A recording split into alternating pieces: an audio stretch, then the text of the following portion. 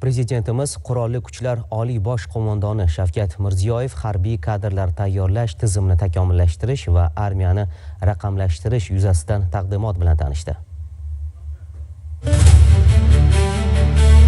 So'nggi yillarda mamlakatimizda Prezidentimiz Qurolli Kuchlar Oliy bosh qo'mondoni rahbarligida milliy armiyani tubdan isloh qilish va har tomonlama modernizatsiyalash borasida keng ko'lamli ishlar izchil amalga oshirilmoqda. Bu jarayon qurolli kuchlarni zamonaviy geosiyosiy voqeliklarga to'liq javob beradigan, mamlakat tinchligi, xavfsizligi va barqaror taraqqiyotining ishonchli kafolati bo'lgan mutlaqo yangi tizimga bosqichma-bosqich o'tishni nazarda tutadi. Amalga oshirilayotgan islohotlarda qurolli kuchlarni operativ boshqarish tizimini takomillashtirishga alohida e'tibor qaratilmoqda. Axborot texnologiyalarini keng joriy etish va tezkor qaror qabul qilish imkoniyatlarini oshirishga asoslangan zamonaviy qo'mondonlik tamoyillari amaliyotga tatbiq etilyapti. Shu bilan birga armiyani zamonaviy yuqori texnologiyali qurol-yarog' va harbiy texnikalar bilan bosqichma-bosqich qayta jihozlash ishlari olib borilmoqda. Bu esa qo'shinlarning jangovar salohiyatini sezilarli darajada yuksaltirish imkonini beryapti. Shaxsiy tarkibni tayyorlash tizimida ham muhim o'zgarishlar amalga oshirildi. Askarlarni ma'naviy ruhiy jihatdan tayyorlash yo'nalishida ham yangicha yondashuvlar joriy qilinib, harbiy xizmatchilarning zamonaviy tahdid va sinovlarga nisbatan irodasini mustahkamlab, matonatli qilib tarbiyalash, liderlik fazilatlari, mas'uliyat va g'urur iftixor tuyg'ularini kuchaytirish ustuvor vazifaga aylandi. Bu chora-tadbirlar amaliy mashg'ulotlarga asoslangan jangovar tayyorgarlik tizimi bilan uyg'unlashtirilmoqda. Xususan, yangi taktik usullar joriy etilyapti. O'quv mashqlari ssenariylari kengaytirilmoqda. Ularning soni va intensivligi 1,5 barobarga oshirildi. Natijada qo'shinlarning turli sharoitlarda harakat qilishga tayyorlik darajasi yanada mustahkamlanmoqda. Qurolli kuchlar tizimi rivojiga raqamlashtirish jarayoni ham katta turtki bermoqda. Zamonaviy boshqaruv, aloqa va axborotni himoya qilish tizimlari yaratildi. Bu esa vaziyatdan xabardorlik darajasini oshirish, kiber tahdidlarga qarshi barqarorlikni ta'minlashga xizmat qilyapti. Milliy mudofaa sanoatini rivojlantirishga ham ustuvor ahamiyat qaratilmoqda. Uning ilmiy, texnologik va ishlab chiqarish salohiyatini kuchaytirish orqali innovatsiyalarni keng joriy etish hamda mudofaa sohasining uzoq muddatli barqarorligini ta'minlashga erishilmoqda. Harbiy ta'lim tizimi ham chuqur isloh qilindi.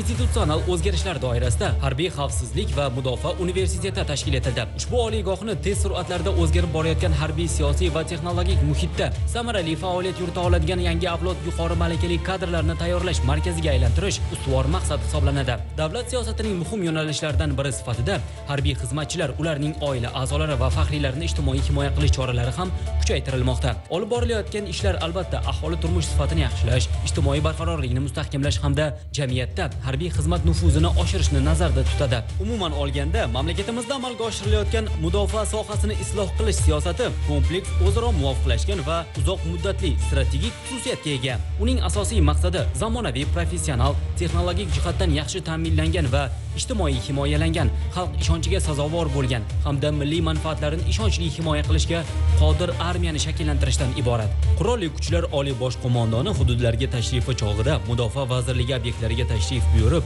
o'quv taktik mashg'ulotlarini kuzatadi va harbiy xizmatchilar bilan muloqot qiladi. Uning rahbarligida sohani rivojlantirishning dolzarb masalalariga bag'ishlangan taqdimotlar va yig'ilishlar muntazam o'tkazib kelinmoqda.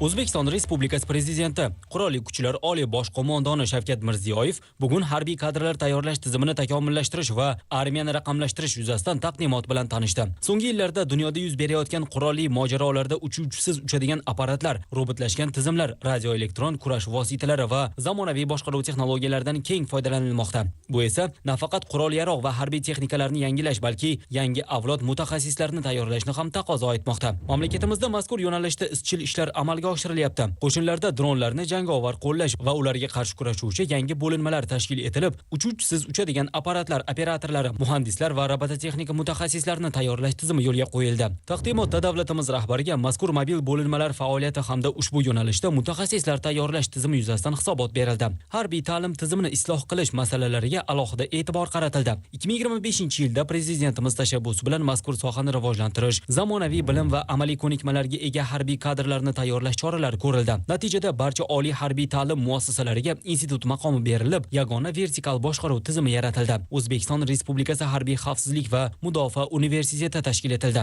Zamonaviy jangovar harakatlar, qo'shinlardagi real ehtiyoj va ilg'or oliy ta'lim muassasalari tajribasi asosida yangi malaka talablari, o'quv reja va dasturlari joriy etilmoqda. Tayyorgarlik nazariya va amaliyotni uyg'unlashtirish tamoyili asosida tashkil etilib, bo'lajak ofitserlar o'quv jarayonining o'zida dolzarb vaziyatdan kelib chiqib xizmat o'tashlari uchun zarur ko'nikmalarni egallashi ko'zda tutilgan. Bakalavr darajasida harbiy kadrlar tayyorlashning mutlaqo yangi modeli doirasida kursantlarga xorijiy tillar, axborot texnologiyalari va sun'iy intellekt chuqur o'rgatiladi. Qo'mondonlik shtab ofitserlari uchun ilg'or xorijiy tajriba va zamonaviy qurolli to'qnashuvlarni o'rganish asosida ilk bor 3 bosqichli yangi o'qitish tizimi joriy etiladi. Shu bilan birga serjantlar tarkibini tayyorlash ko'lami ham kengaytiriladi.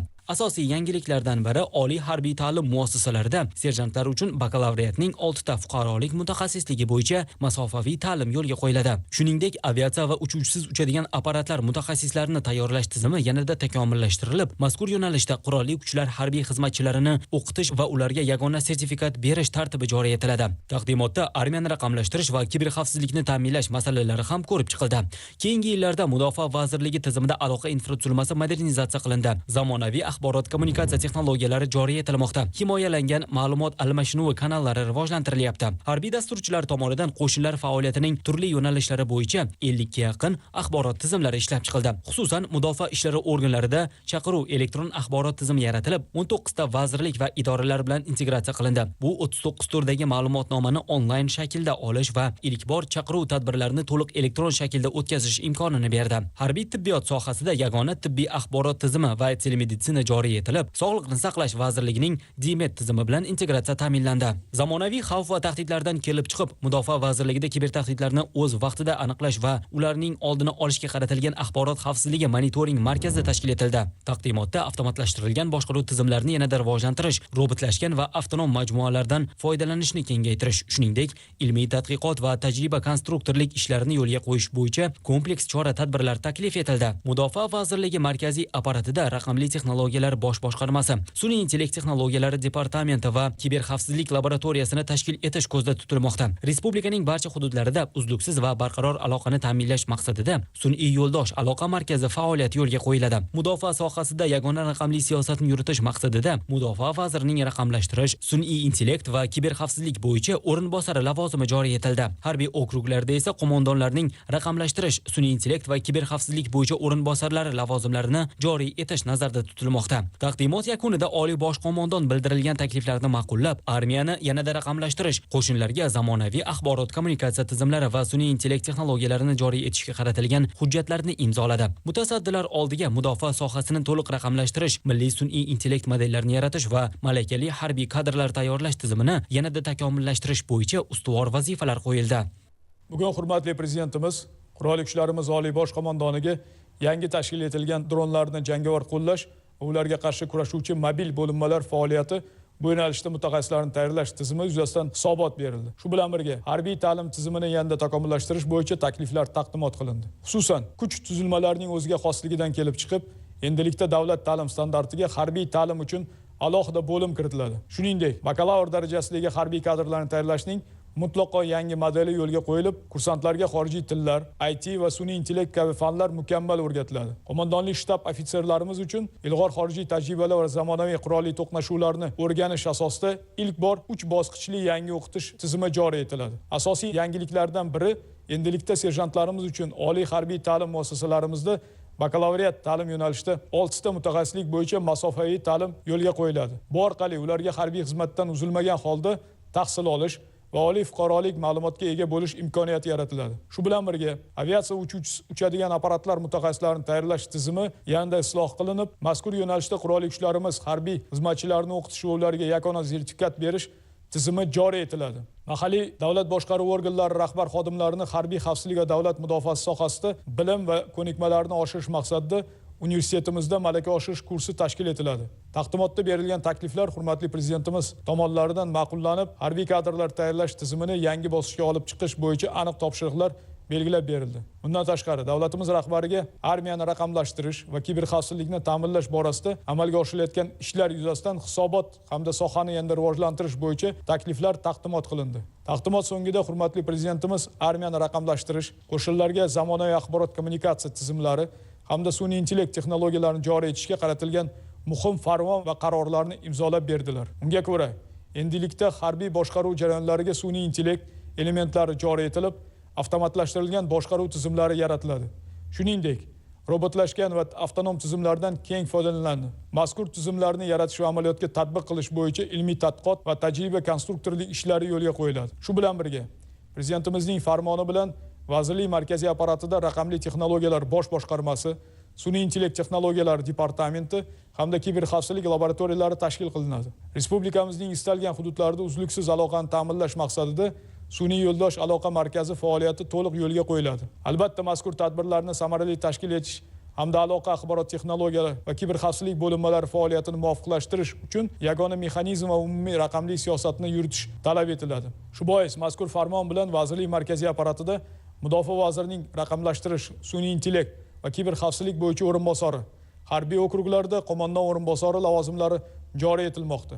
Umuman olganda imzolangan farmon va qarorlar istiqbolda mamlakatimiz mudofaa salohiyatini yanada mustahkamlash, kiberxavfsizlikni ta'minlash hamda axborot kommunikatsiya va raqamlashtirish jarayonlarini yangi bosqichga olib chiqishga mustahkam huquqiy asos bo'lib xizmat qiladi. Bugun axborot berilgan masalalar zamonaviy xavf va tahdidlardan kelib chiqib, hurmatli prezidentimiz tomonidan qo'shinlar jangovar shayligi va tayyorgarligini yanada oshirish bo'yicha bir qator vazifalar belgilandi. Qurol va harbiy texnikalarning yangi namunalari hamda avtomatlashtirilgan tizimlarni ekspluatatsiya qilish va ularni qo'llash bo'yicha ilg'or xorijiy va mahalliy oliygohlarda mutaxassislarimizni tayyorlash, ularning malakasini tizimli oshirib borish muhimligini aytib o'tdilar.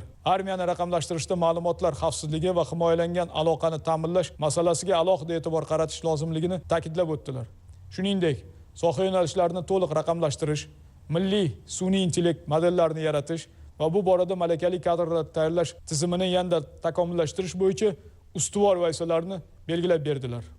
Hurmatli prezidentimiz yil boshida mana Vatan himoyachilik kunida umuman armiyamizni, qurolli kuchlarimizni qayta ko'rib chiqish bo'yicha katta vazifalar belgilab bergan edilar. Endi shu vazifalar natijasida tegishli hujjatlar, tegishli qaror loyihalar ishlab chiqildi. Armiyamizni ham zamonaviylashtirish bo'yicha katta vazifalar qo'yildi. Ya'ni shu armiyamizda qurolli kuchlarimizda xizmat qiluvchilar chet tillarini bilishi, zamonaviy texnologiyalarni o'rganishi, raqamlashtirish, sun'iy intellekt texnologiyadan foydalana bilishi va umuman uni ertaga hayotda qo'llay bilish darajasi bo'yicha va uni imkoni boricha ichki potensialimizni ham to'g'ri yo'lga ko'tarib, ishlanmalarni ko'proq joriy qilish masalalari bo'yicha hurmatli prezidentimiz vazifalar qo'ydi. Chunki bu hozir endi zamon talabi, hammamiz har qanaqa sharoitda yurtimizni, tinchligimizni, osoyishtaligiga saqlashga imkoniyatimiz bo'lishi kerak va uning uchun ham hurmatli prezidentimiz xavfsizlikni ta'minlash bo'yicha vazifalarni belgilab berdi va Mudofaa vazirligida ham albatta shu sun'iy intellekt raqamlashtirish bo'yichagi yo'nalishlarimizni qo'shimcha salohiyatini oshirish bo'yicha